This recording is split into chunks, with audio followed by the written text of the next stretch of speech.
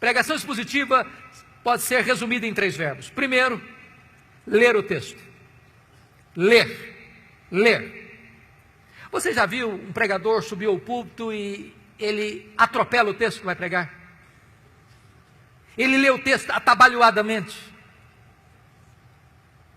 Quando você vê tal coisa, o que é que você pensa?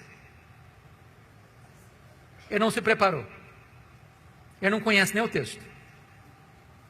Ele não gastou tempo. Talvez ele está dizendo o seguinte: o que importa aqui não é o texto que eu estou lendo, é o que eu vou falar depois. Deixa eu dizer uma coisa para você. A parte mais importante de um sermão é o texto. Porque só vai ser sermão se ele expor o texto que ele leu. Então é uma recomendação: leia o texto 1 vez, 5 vezes, 10 vezes, 20 vezes. Leia. Deixe que esse texto entre em você. Se possível, decore o texto. Leia com entusiasmo, leia com vibração, porque quando a pessoa vê você ler o texto e diz: esse homem tem alguma coisa para nos dizer. Segunda coisa, segundo verbo, explicar o texto.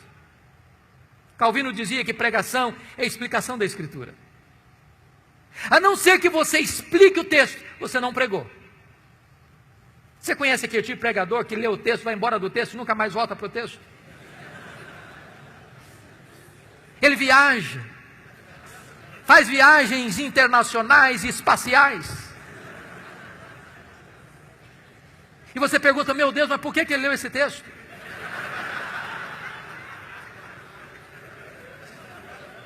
Você conhece aquele tipo de pregador que diz assim: eu já tenho o sermão, só preciso encontrar um texto agora? O sermão emana do texto.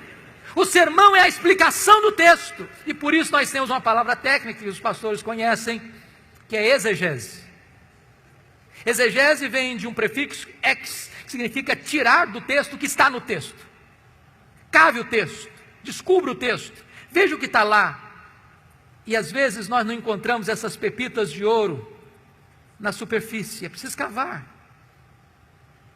Esse é o papel do pregador: ir para o texto, perguntar ao texto, mergulhar no texto, descobrir as riquezas do texto, trazer isso à tona. Sabe, irmãos, quando uma igreja se acostuma com pregação expositiva, ela não quer mastigar palha mais.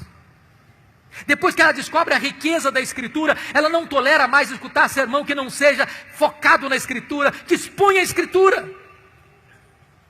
O contrário de exegese é exegese.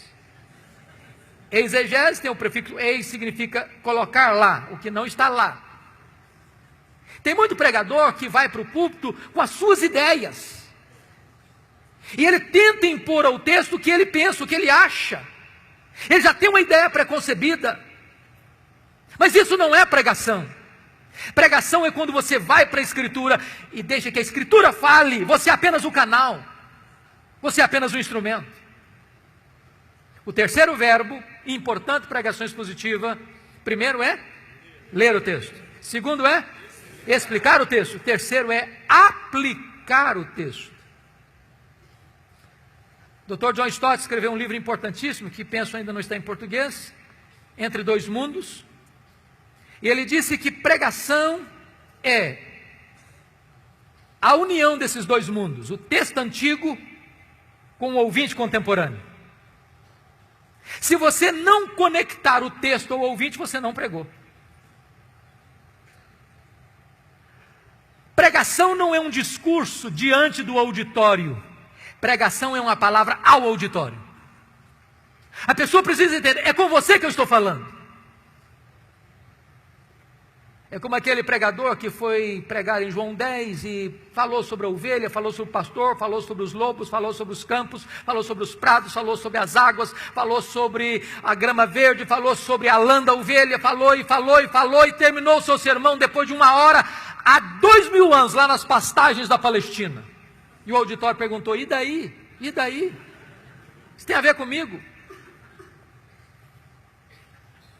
Pregação precisa ter aplicação.